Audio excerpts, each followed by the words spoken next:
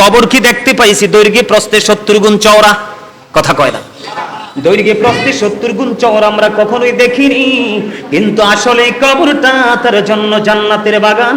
কিন্তু বন্ধু, যিনি মুনাফিক, যিনি আল্লাহ রাসূলের বিধানের অমান্য করেছে, নিজের গায়ের জোর খাটিয়ে খাটিয়ে চলেছে, আলেম ওলামাদের কথা শুনেনি, খতিব সাহেবদের কথা শুনেনি, আলেমদের কথা শুনে নিজের বাস্তব জীবনটাকে তিনি ডেভেলপ করতে পারেনি, ওই ব্যক্তি যখন বন্ধু কবরে যাবে, কবরে যাওয়ার সঙ্গে সঙ্গে আল্লাহ রাব্বুল আলামিন তার জন্য এমন একটা ব্যবস্থা করে রাখবে, তাকে প্রশ্ন করা হবে, সে কোনো উত্তর দিতে পারবে না। এর মধ্যে সবচেয়ে বড় ভয়ঙ্কর হলো রাসূল সম্পর্কে যখন প্রশ্ন করবে রে, সে সঠিক কোনো উত্তর দিতে পারবে না। সে বলবে, মানুষ যা বলতো আমিও তা বলতাম, মানুষ যেইভাবে রাসূলকে চিনেছে, নবীকে চিনেছে, আমিও সেইভাবে চিনতাম। আল্লাহ রাব্বুল আলামিন সঙ্গে সঙ্গে মাটিকে একটা ডাক দিয়ে বলবে, মাটি রে, তুই তাকে এমন ভাবে চাপ দে, মাটি এমন ভাবে তাকে চাপ দিবে, হাদিস শরীফের মধ্যে এসেছে বন্ধু, তার একটা হাড়ের ভিতর আর একটা হাড় ঢুকে যাবে মাটির চাপে। দুঃখজনক হলেও সত্য রে। কেমন করে বন্ধু তোমাদের হৃদয় পর্যন্ত আমার প্রাণের নবীর পবিত্র জবান মোবারকের কথাগুলো আমি ঢুকিয়ে দিতে পারবো আমি জানি না। আল্লাহ রাসূল বলে দিয়েছেন, আমি আগে কোরআনটা শেষ করি, তারপরে আমি আবার হাদিসে যাব। এইখানে আমি একটু কোরআন যুক্ত করতে চাই বন্ধু। হাদিস শরীফের মধ্যে এসেছে, মাটি তাকে চাপ দিবে, একটা হাড়ের মধ্যে আর একটা হাড় ঢুকে যাবে। কিন্তু বন্ধু, আল্লাহ বলেছে লা ইয়ামুতু, আর মরতে পারবে না। আল্লাহু আকবার বলে না কেন? আরে আরো জোরে বলেন না, আল্লাহু আকবার। লা ইয়ামুতু, people will not die that day, সেদিন মানুষ আর মরতে পারবে না। আল্লাহ বলেছেন ফিহা ওয়ালা ইয়াহইয়া, people will not be able to live that day, সেদিন মানুষ বাঁচতেও পারবে না। আল্লাহ আরো বলেছেন ওমা হুমান হাবিয়া গায়িবিন, people will not be able to escape that day, সেদিন মানুষ সেখান থেকে পালাইতেও পারবে না। দেখছেন নি কবর? আমি যে বলেছি না যে কবরে একটু পরে নিয়ে আসতেছি, বাঁচারও কি নাই, সুযোগ নাই, মরারও পালাবারও। কি করবেন তখন?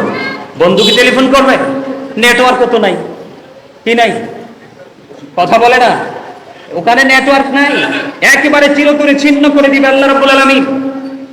বিজ্ঞান সব জায়গা পর্যন্ত প্রবেশ করতে পেরেছে, কিন্তু 3.5 হাত মাটির ঘরে আজও ঢুকতে পারেনি। এই জীবনে ঢোকার সুযোগ আরো জোরে বলেন না কেন? এখন আপনারা কি ভালো কাজ করে আজকের পর থেকে নতুন কোন গন্তব্যের দিকে হাঁটতে শিখবেন তো? কথা বলে না। আবার একটা হযরতে আবু হুরায়রা রাদিয়াল্লাহু তাআলা আনহু থেকে একটা হাদিস বন্ধু বর্ণিত, আমার নবী কয়েকজন সাহাবীকে নিয়ে হাঁটতে হাঁটতে যাচ্ছেন, যাওয়ার সময় হঠাৎ করে তিনি একটা গোরস্থান দেখে গোরস্থানের পাশে বন্ধু তিনি দাঁড়িয়ে গেলেন।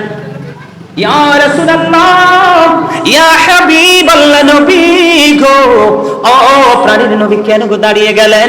নবীজি দাঁড়িয়ে গেলেন, খেজুরের ডাল বন্ধু ভাঙলেন, এই কবরের পাশ থেকে খেজুরের ডাল ভাঙলেন, খেজুরের ডাল ভেঙে তিনি দুইটা টুকরো করে দুইটা কবরের মধ্যে তিনি গেড়ে দিলেন।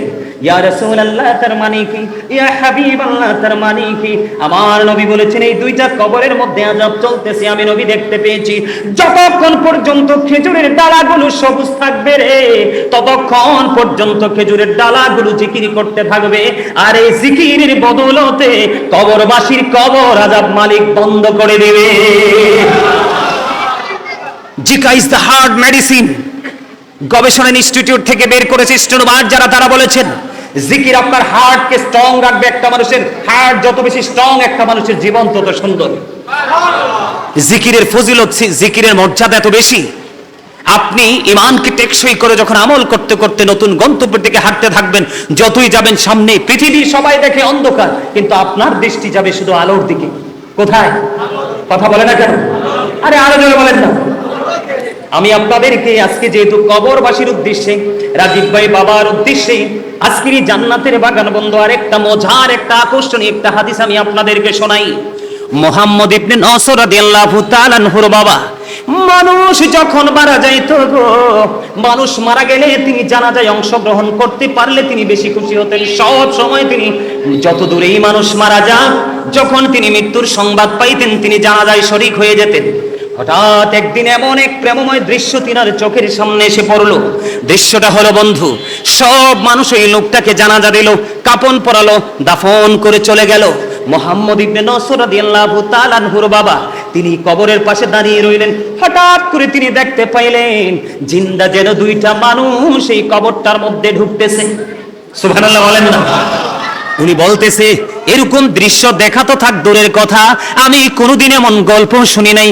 কি এমন আশ্চর্য খবর, মানুষ মারা গেল, একটা ডেড বডি কবরে রাখা হলো, কিন্তু কবরের মধ্যে মনে হয় যেন দুইটা জিন্দা মানুষ যেন প্রবেশ করতেছে। তিনি আশ্চর্য হয়ে গেলেন। তিনি এখানে দাঁড়ায় রইলেন, অনেকক্ষণ দাঁড়ায় রইলেন। দাঁড়ায় থাকতে থাকতে হঠাৎ করে তিনি দেখতে পাইলেন একজন বের হয়ে চলে যাচ্ছে, ওনার সাথে তিনি কথা বলতে পারলেন না। আরো একজন এখনো পর্যন্ত এই নতুন কবরের মধ্যে প্রবেশ করে আছে রে। এবার ওই মুহাম্মদ ইবনে নসর রাদিয়াল্লাহু তাআলা আনহুর বাবা তিনি কি করলেন, ওই নতুন কবরের পাশে দাঁড়াইয়া 10 বার তিনি সূরা ইয়াসিন তেলাওয়াত করলেন। 10 বার তিনি সূরা মুল তেলাওয়াত করলেন, করে আল্লাহর দরবারে দুখানা হাত তুলে দিলেন। ইয়া রাব্বাল আলামিন, মনিব আমার সামনে রহস্যের একটা ঘটনা গো আল্লাহ, আমি সেই রহস্য উদ্ঘাটন করতে চাই, দেখতে চাই মনিব, এটা কেমন করে সম্ভব, কেনই বা দুইটা মানুষ আসলো। বন্ধুরে আমার, ওই ওনার দোয়া শেষ হইতে দেরি রে, সঙ্গে সঙ্গে কবরটা, নতুন কবরটা ফাইটা দুইটা টুকরা হতে দেরি হয় না। জুড়ে জোরে বলেন আল্লাহু আকবার। কবরটা ফাইটা বন্ধু দুইটা টুকরা হয়ে গেল। কবরটা ফেটে যখন দুইটা টুকরা হয়ে গেল, এবার তিনি দেখতে পাইলেন ওই যে আরেকজন, তিনিও বের হয়ে চলে যাচ্ছেন। এবার ওনাকে ডাক দিলেন, হে আগন্তুক, আপনি একটু দাঁড়ান, আপনার সঙ্গে কথা আছে। আপনি কে গো? আপনারা দুইজন এসেছিলেন, একজন আগেই চলে গেল, আরেকজন এখনো পর্যন্ত আপনি অবস্থান করতেছেন। আপনারা কে? কয় আমরা পৃথিবীর কোন মানুষ নই, আল্লাহ রাব্বুল আলামিনের রহমতের দুইজন ফেরেশতা। আপনাদের কাজ কি? আপনারা কেন গো এসেছেন? ওই আজকে যিনি ইন্তেকাল করেছে, যাকে কিছুক্ষণ আগে সমাহিত করা হয়েছে, উনি আল্লাহর এমন একজন প্রিয় বান্দা। আল্লাহ রাব্বুল আলামিন আমাদেরকে, ওই আল্লাহ রাব্বুল আলামিন মনোনীত করে রেখেছেন, আমাদেরকে পাঠিয়েছেন যে আপনাকে যখন ফেরেশতারা প্রশ্ন করবে, উনি যদি উত্তর দিতে না পারে, উত্তরগুলো যেন শিখিয়ে দেয়। জোরে জোরে বলেন না সুবহানাল্লাহ, আরো জোরে বলেন সুবহানাল্লাহ। বন্ধুরে আমার, জান্নাতি যারা, তাদের নিয়ামতের অভাব নাই। জান্নাতি যারা, আল্লাহর প্রিয় বান্দা যারা, তারা কবর থেকেই নিয়ামত বরাদ্দ হয়ে যাবে। আল্লাহ রাব্বুল আলামিন পবিত্র কালামে হাকিমে বলে দিয়েছেন, ইনদা রাব্বিহিম ইউরযাকুন, আল্লাহ রাব্বুল আলামিন তাদের জন্য জান্নাতি খাবার বরাদ্দ করে রেখেছেন। জোরে জোরে কন্না সুবহানাল্লাহ, আর জোরে। আমরা তো জানি মানুষ মারা গেলে কি করে, মানুষকে কাপন টাপন পরাইয়া এটারে সোজা করে নিয়ে শোয়াই দিয়ে আসে, কিন্তু আল্লাহর প্রিয় যেটা, এটা সাথে সাথে কি হয়ে যায়। আরো জোরে। আল্লাহ নিজে বলতেছে জান্নাতীদের জন্য আল্লাহ জান্নাতি খাবার বরাদ্দ করে রাখছে। আরো জোরে বলেন সুবহানাল্লাহ। এই সুবহানাল্লাহ তো জান্নাতীদের খাবার। এই সুবহানাল্লাহ শব্দটা জান্নাতীদের কি খাবার। আমরা আজকে সবাই জান্নাতি মেহমান, এখানে যারা প্রবেশ করেছি, নসিবটা যদি ভালো হয়, হৃদয় নিয়তটা যদি সহি থাকে, এখান থেকে বের হবেন একবারে নিষ্পাপ হয়ে। ওমা আমিন কয় না? আর জোরে বলেন আমিন। আর জোরে। আমি যদি বলি এখানে নেককার কে আছেন, কেউ হাত তোলার সাহস পাবেন না। যদি বলি গুনাহগার কে আছেন, 2 হাত তুলবো আমরা, ঠিক না? যেহেতু নিজেদেরকে অপরাধী মনে করি, অপরাধ থেকে মুক্ত হওয়ারও তো দরকার আছে, আছে না? আল্লাহ রাব্বুল আলামিন জান্নাতি খাবার বরাদ্দ করে রেখেছেন বন্ধু আল্লাহর প্রিয়দের জন্য। আর যারা অপরাধী, যারা পাপী রে, একটু আগেই আমি বলেছি বন্ধু, তুমি বাঁচতে পারবা না, মরতে পারবা না, পালাতেও পারবা না। সূরা শুআরার 88 নম্বর আয়াতে আল্লাহ জানিয়ে দিয়েছে, তোমার ধন সম্পদ দিবেন, সন্তান পর্যন্ত কোনো কাজে লাগবে না। হাদিস শরীফের মধ্যে এসেছে, আল্লাহ বলেন, আল্লাহ রাসূল বলেছেন, কবরটা 2টা রূপে হবে। একটা হলো জান্নাতের বাগান, আর একটা হলো জাহান্নামের গর্ত। এখন বন্ধু, আমি সংক্ষিপ্ত সময়ে যেহেতু একটু কাট করে কথাগুলো বলছি, আপনার যারা অপরাধী, যারা পাপী, যারা জাহান্নামী, তাদের জন্য একটা খাবারের খবর পাইলাম। কি খাবার? একটা খাবারের খবর পাইলাম। সেই খাবারটার নাম হলো বন্ধু তিনাতুল খাবাল। কি? তিনাতুল খাবাল। ইয়া রাসূলুল্লাহ, ইয়া হাবিবাল্লাহ, নবী গো, এই তিনাতুল খাবালটা কি গো নবী? আমার দিকে তাকার বন্ধু, এই তিনাতুল খাবালটা হলো আরেকটা জাহান্নামীর নিংড়ানো রক্ত অথবা পুঁজ।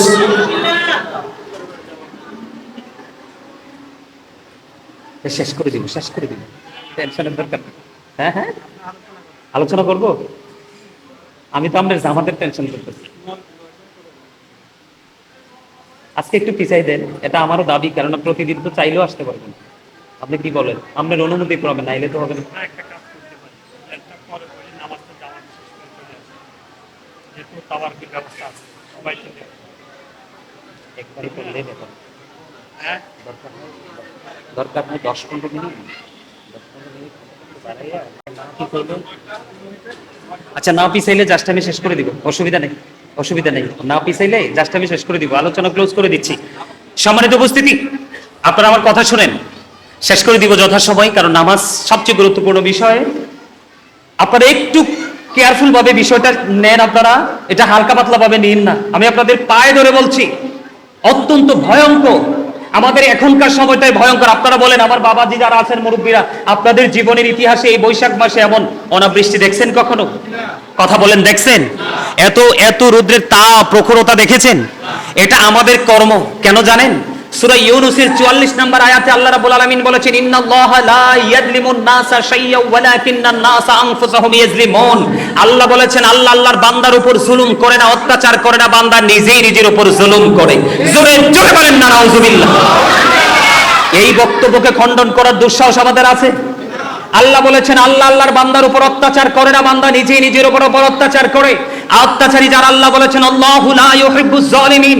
আল্লাহ বলেছেন যারা অত্যাচারী, আল্লাহ তাদেরকে ভালোবাসেন না। আল্লাহ রাব্বুল আলামিন আরো বলেছেন, ওমা লিজ জালিমিনা মিন আনসার। যারা জালেম, যারা অত্যাচারী, আল্লাহ বলেছেন তাদের তাদের যত বড় বিপদে আসুক না কেন, আল্লাহ তাদের জন্য কোনো সাহায্যকারীও রাখবে না। যেমন নমুনা হলো, বন্ধু ওপারে যাওয়ার পরে ফাইনাল খেলাটা হবে, একেবারেই বন্ধু ফাইনালটা হবে ওপারে যাওয়ার পরে। আপনি বাঁচতেও পারবেন না, আপনি মরতেও পারবেন না, পালাতে পারবেন না। পানির তৃষ্ণা যখন লাগবে, আপনার কলিজাটা খা খা শুরু করবে। আল্লাহর হাবিব জানিয়ে দিয়েছে, বান্দারে, ও আমার উম্মতেরা, তোমরা কতটা হতভাগা, তোমরা কতটা কপাল পোড়া। কত ওয়াজ শুনেছো জীবনে, কখনোই কর্ণপাত করনি। ওয়াজ শুনেছো, মাহফিলে বাড়ি গিয়ে ঝেড়ে ফেলে দিয়েছো। একটু যদি মাথায় রাখতে পারতা, জীবনটা এমন ভাবে বিপন্ন হতো না। আল্লাহর হাবিব বলেছেন, এত উত্তপ্ত গরম পানি তার মাথা দিয়ে ঢেলে দেওয়া হবে। কি দিয়ে? মাথা দিয়ে ঢেলে দেওয়া হবে। ও বন্ধু, এই পানি মাথা দিয়ে ঢালার পরে ভিতরে যাবে 2 রানের মধ্যখানে দিয়ে, বন্ধু একেবারে লিকুইড হয়ে, জুস খাইছেন না, ম্যাঙ্গো জুস, এইরকম জুস হয়ে একেবারে লিকুইড হয়ে 2 রানের মধ্যখান দিয়ে বের হয়ে যাবে। আহারে কষ্ট, বাঁচতেও পারবা না, মরতেও পারবা না, পালাতেও পারবা না। বন্ধু, আরেকটা দুঃখজনক খবর না বললেই নয়, তাদেরও খাবারের চাহিদা হবে। কি হবে? জাহান্নামীদেরও খাবারের চাহিদা হবে। সবচেয়ে বড় ভয়ঙ্কর খাবার, একজনের গায়ে ঘাম থাকলে আরেকজন ঘামটা সহ্য করতে পারে না, এখান থেকে স্থানান্তরিত হয়ে যায়। কিন্তু বন্ধু, তোমরা একটুখানি শোনো, আমার রাসূল বলে দিয়েছেন, জাহান্নামীদের যখন খাবারের চাহিদা হবে, আল্লাহ বলতেছে, হাবিব আপনি জানিয়ে দেন আমার উম্মতগুলোকে, আমি তাদের জন্য খাবার ব্যবস্থা করে রেখেছি। এই খাবারটার নাম হলো তিনাতুল খাবাল। ইয়া রাসূলুল্লাহ, ইয়া হাবিবাল্লাহ, নবী গো, এই তিনাতুল খাবালটার নাম কি? এটা হলো আরেকটা জাহান্নামীর নিংড়ানো রক্ত অথবা পুজ। আরেকটা জাহান্নামীর রক্ত পুজ, এটা কিন্তু আরেকটা জাহান্নামীকে খেতে দেওয়া হবে। জাহান্নামীদের কিন্তু কোনো মরণ নেই। ওই যে বললাম, বাঁচতেও পারবা না, মরতেও পারবা না, পালাইতেও পারবা না। বাঁচার কোনো সুযোগ, পালাবারও সুযোগ, মরারও সুযোগ। এই জন্য আমাদেরকে ভালো কাজ করতে হবে। জিকিরের মধ্যে অন্যতম একটা জিকির হলো, বলবো একটু, এক্ষুনি শেষ করে দিচ্ছি একেবারে অল্প সময়ের মধ্যে। হযরতে আবু যর রাদিয়াল্লাহু তাআলা আনহু থেকে হাদিস বর্ণিত, বাঁচার জন্য বলছি, বাঁচার রাস্তা দেখাচ্ছে, একেবারে সহজ সরল রাস্তা। মসজিদের খতিব সাহেবের সাথে প্রেম রাখবেন, তার সাথে প্রেমের বন্ধন তৈরি করে রাখবেন। মানুষ মাত্রই বল, কারণ লং সময় যখন এক পাশাপাশি থাকে, কিছু না কিছু ত্রুটি কিন্তু প্রকাশিত হয়। এটার জন্য কখনোই হুজুরদের সাথে শত্রুতা করিয়েন না বন্ধু, কারণ শয়তান সবার সাথে আল্লাহ লেলিয়ে দিয়েছে শুধুমাত্র মানুষের ঈমানকে যাচাই বাছাই করার জন্য। ঠিক কিনা বলেন? তবে মজার খবর হলো, যারা মুমিন, 100% মুমিন, তাদের জন্য আল্লাহ বলেছেন, শয়তান ডিসিপশন ইজ ভেরি উইক। শয়তানের ধোঁকা মুমিনের জন্য একেবারে দুর্বল। সুবহানাল্লাহ বলেন না? আর জোরে, ইন্না কাইদা শাইতানি কানা দাঈফা। শয়তান ডিসিপশন ইজ ভেরি উইক। শয়তানের ধোঁকা মুমিনের জন্য একেবারে দুর্বল। হাজার চেষ্টা করলো মুমিনকে গায়েল করতে। আপনারা সবাই তো এখানে গুনাহগার, গুনাহগার না আমরা? এখন গুনাহ থেকে মাপ পাওয়ার দরকার আসেনি? কথা কয় না, আসেনি? আছে। ছোট্ট হাদিস বন্ধু, শীতের দিনে নবীজি বের হলেন, বের হওয়ার পরে চাইয়া দেখলেন শীতের দিনে কিন্তু গাছের পাতাগুলো ঝরে যায়, যায় কিনা? সব পাতা ঝরে যায়, কিছু কিছু গাছের পাতা ছাড়া। নবীজি দেখলেন গাছের পাতা ঝরতেছে। হাদিস শরীফের মধ্যে এসেছে আমার নবী গাছের ঢাল ধরলেন। যেই গাছের পাতা অটো জোরে ধরলে আরো বেশি জোরে না? এবার আবু জরকে ডাক দিলেন। আবু জর উত্তর দিলেন, লাব্বাইকা ইয়া রাসূলুল্লাহ, আমি হাজির। এবার বন্ধু আমার নবীজি দেখে দেখে বললেন, রে আবু জর, চাইয়া দেখো শীতের কারণে শুষ্ক হয়ে গাছের পাতাগুলো কেমনি জোরে জোরে পড়ে যায় রে। আমার উম্মত গুলো আল্লাহর কুদরতি কদমের মধ্যে, আল্লাহর বান্দাগুলো আল্লাহর কুদরতি কদমের মধ্যে যখন নামাজের মাধ্যমে পবিত্র সুন্দরে কপালটা যখন লাগিয়ে দিবে, সে যখন নামাজ পড়বে, নামাজ পড়তে দেরি রে ওই শীতের দিনের গাছের পাতার মতো তার জীবনের গুনাহগুলি ঝরতে দেরি করবে না। আমি আজকে রাজীব ভাইকে আন্তরিকভাবে এবং তার পরিবার এবং তার সাথে সহযোদ্ধা যারা আছে সবাইকে আন্তরিকভাবে মোবারকবাদ জানাচ্ছি এবং আপনাদেরকেও জানাচ্ছি এত সুন্দর একটা আয়োজন করার জন্য, এবং আপনাদের উপস্থিতিটা ছিল অত্যন্ত চমৎকার। আপনাদের সবাইকে আন্তরিকভাবে মোবারকবাদ জানাচ্ছি। সম্মানিত উপস্থিতি, আপনারা আমার সকলের আপন স্বজনই কবরে আছে। যদি অন্য কোনো সপ্তাহে অন্য কোনো দিন না পারেন, প্রত্যেকটা শুক্রবারে হলো বাবার কবর জিয়ারত করতে যাবেন, মায়ের কবর জিয়ারত করতে যাবেন। রাসূল বলেছে যদি সন্তানটা বাবা মার অবাধ্য হয় তারপরেও যদি প্রত্যেক জুমায় সে ধারাবাহিকভাবে বাবা মার কবর জিয়ারত করে, আল্লাহ রাব্বুল আলামিন তাকে পিতামাতার বাধ্য সন্তান হিসাবে কবুল করে নেয়। আরো জোরে রাসূল বলেছেন, হতভাগা সে রাসূল গো, কে সেই হতভাগা? পিতামাতা দুজনকে পেল অথবা একজনকে পেল, তাদের সেবা করে সে জান্নাতি হতে পারলো না, তার মতো হতভাগা আর কেউ হতে পারে না। যাদের পিতামাতা কবরে চলে গেছে তাদের জন্য শুধু হাদিয়া পাঠাবেন, গরিবদেরকে খাওয়াবেন, আত্মীয় স্বজনকে দিবেন, শুধু আল্লাহকে বলে দিবেন, আল্লাহ এই দান আমার বাবার জন্য হাদিয়া হিসেবে কবুল করে নাও। হাদিস শরীফের মধ্যে এসেছে আল্লাহ রাসূল বলেছেন, পাহাড়ের ন্যায় বিশাল আকারে আপন স্বজনের কবরে হাদিয়া আল্লাহ পৌঁছে দেয়। আর যারা কন্যা সুবহানাল্লাহ, যাদের আপন স্বজন কবরে তাদের জন্য শুধু হাদিয়া পাঠাবেন, দান করবেন, গরিবদেরকে খাওয়াবেন, মসজিদে টাকা দিবেন, মাদ্রাসায় দিবেন, কোনো মেয়ের বিয়ে না হলে বিয়ে দিয়ে দিবেন, যদি তৌফিক থাকে, কারো কাপড় নাই কাপড় দিয়ে দিবেন। শুধু একটা উদ্দেশ্য থাকবে, আল্লাহ আমার আপন স্বজনের হাদিয়া হিসাবে দিয়ে দিলাম। আর যাদের পিতামাতা দুনিয়ায় বেঁচে আছে তাদের পিতামাতাকে, বাবা মা অসুস্থ হলে তার কাছে বসতে হবে, মাথায় হাত বুলি দিতে হবে, তার যা প্রয়োজন তাকে দিতে হবে, সেবা করতে হবে। কাজের লোক রাখলে কিন্তু হবে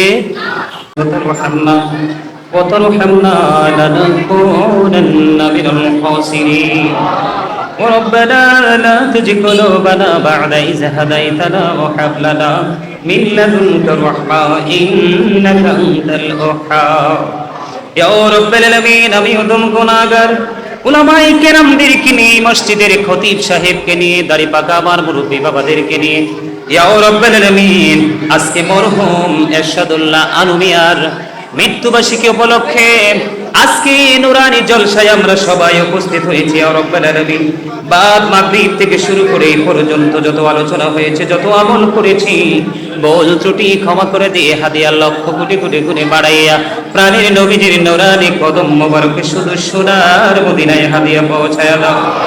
ইয়া রাব্বুল আলামিন আমাদের আজকের এই জান্নাতের বাগান তুমি কবুল করে নাও। আল্লাহ সাহাবায়ে কেরাম থেকে ধরে অদ্য পর্যন্ত যাদের কারণে আমরা ইসলামের সুঘ্রাণ পেয়েছি, আল্লাহ যারা প্রত্যেকেই পৃথিবী ছেড়ে চলে গেছে, আল্লাহ তাদের প্রত্যেকের বরকতময় কদমে হাদিয়া পৌঁছায়া দাও। আল্লাহ জান্নাতুল বাকি, জান্নাতুল মুআল্লা সহ কারবালার ময়দানে যারা শাহাদাত বরণ করেছে প্রত্যেকটা শহীদের কদমে হাদিয়া তুমি পৌঁছায়া দাও।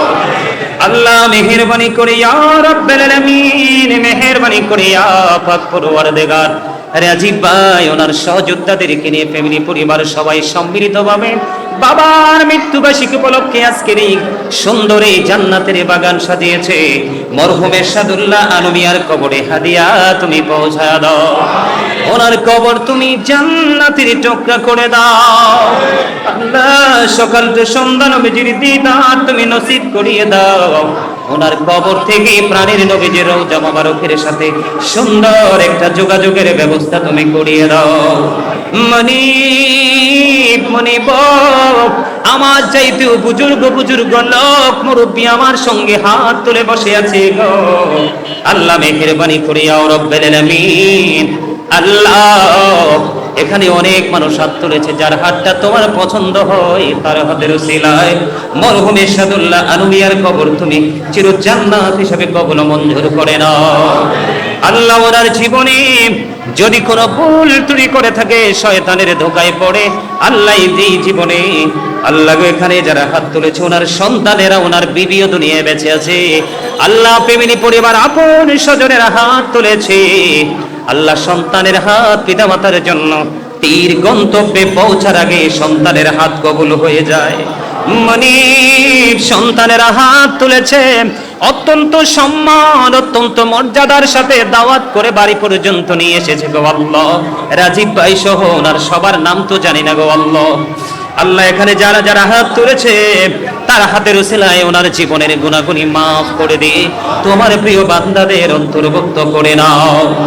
আল্লাহ রাজীব ভাইয়ের দাদা দাদি নানা নানি আত্মীয় স্বজন মাতৃকুল পিতৃকুলের মধ্যে আল্লাহ যারা পৃথিবী ছেড়ে চলে গেছে, আল্লাহ মেহেরবানি করে আল্লাহ প্রত্যেকের কবরে হাদিয়া তুমি পৌঁছায়া দাও। মনিব ওনার মা দুঃখিনী দুনিয়ার বুকে বেঁচে আছে গো, ওনার মাকে তুমি নেক হায়াত তুমি বাড়িয়ে দাও। আল্লাহ আমি শুনেছি ওনার মা আমাকে পছন্দ করে সিলেক্ট করেছে আজকের এই প্রোগ্রামের জন্য। আল্লাহ গো এই ভালোবাসা যার এই আলমের প্রতি, আল্লাহ এই মাকে তুমি কবুল মঞ্জুর করে নাও। ওনার জীবনের গুনাহগুলি তুমি মাফ করে দাও, ওনার হায়াতের মধ্যে তুমি বরকত দিয়ে দাও, ওনার বাকি জীবনটা যেন আমলের মধ্য দিয়ে অতিবাহিত করতে পারে সেই তৌফিক তুমি দান করে দাও।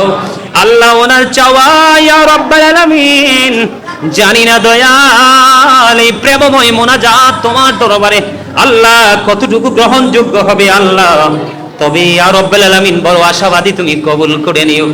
আল্লাহ রাজীব ভাইয়ের মা জননীর বড় চাওয়া এই পরিবার থেকে যেন একজন আলেম বা কোরআনে হাফেজ হয়। আল্লাহ আমি তোমার কাছে দাবি রেখেছি আজকের অসংখ্য মানুষগুলো নিয়ে যার হাতটা তোমার পছন্দ হয় তার হাতের উসিলায় এই পরিবারের মধ্যে একজন কোরআনে হাফেজ এবং আলেম উভয় গুণে গুণান্বিত করে একজন তুমি সৃষ্টি করে দাও।